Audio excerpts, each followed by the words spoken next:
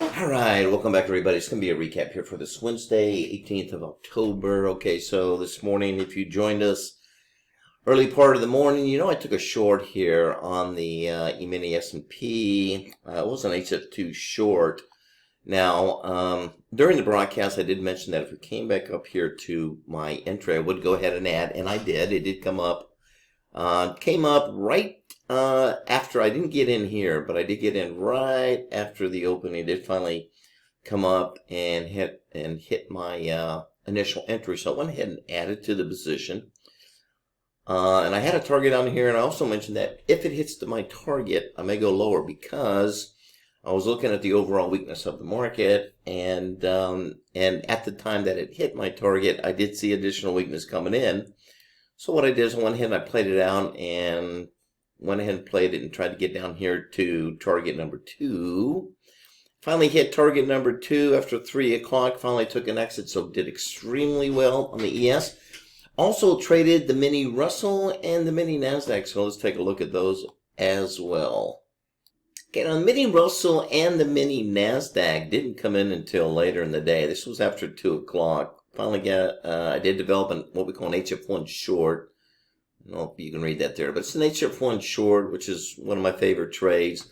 And this was a classic. Just went ahead and I went to target number 1. Why did I only go to target number 1? Because it was running out of time.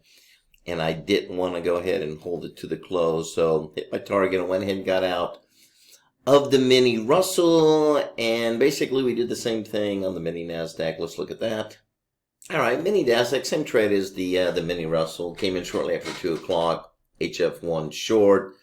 Hit target, went ahead and exited at the first price target, which in this case came in shortly after 3 o'clock Eastern time. So once again, folks, I'm just using 4 different patterns, using Einstein here for these levels. These patterns work in all markets. Sticking with the indices this week seems to have a lot of interest, so I'm going to continue to trade just the indices. Yes, you can trade stocks.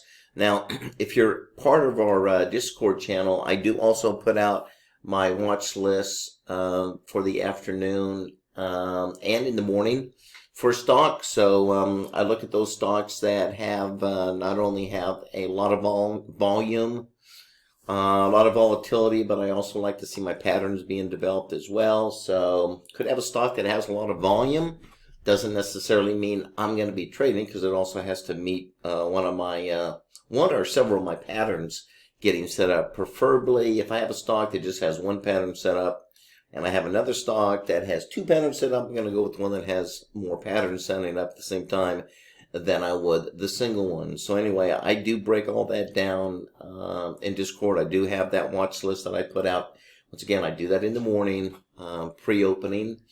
And I also do one in the afternoon, so we can catch that last hour, which is power hour. So you see a lot of good moves at the end of the day. Nothing like you see in the morning. So if you're looking for the best volatility and the biggest moves, you're going to see it first thing in the morning. But there's definitely opportunities in the afternoon. So if you had a tough morning, a lot of times you can come back in the afternoon and make up for that. So anyway, so we're going to continue to trade the indices for the rest of the week. A few more days to go. Thursday is always my favorite day, so let's see what we can do tomorrow. And probably have a good day on Friday, because volatility has been really good in here. So anyway, that's it. Any questions, you can visit my website, innovativetradingstrategies.com. Check out all my YouTube channels on YouTube, Innovative Trading Strategies. Until tomorrow, everybody have a good day.